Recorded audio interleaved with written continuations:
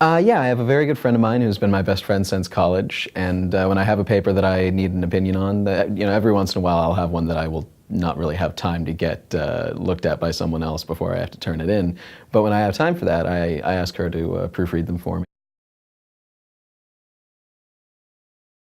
Mostly what I need for revisions on my papers is to see whether it flows properly, whether it's sensible to the reader who's, especially one who's not a psychology major or a psychology professor.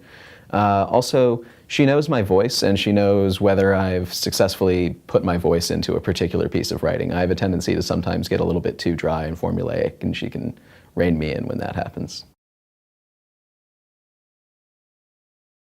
Well, she doesn't do anything on paper or anything. She'll mostly just sort of read through it, and she'll talk to me whenever there's something that she'll come across that isn't properly introduced by the previous ideas. But she'll ask me questions mostly. It's a very dialectic process, and kind of Socratic at times, actually. She'll try and sort of pin me into a corner with questions, and then at the end of it, after I've given her my line of reasoning, she'll say, okay, now put that in your paper. It's definitely what I need, because things like mechanics and spelling and formatting, those things I generally have pretty nicely down, but it's making sure that all of the ideas that are in my head are actually in the paper is what I need help with.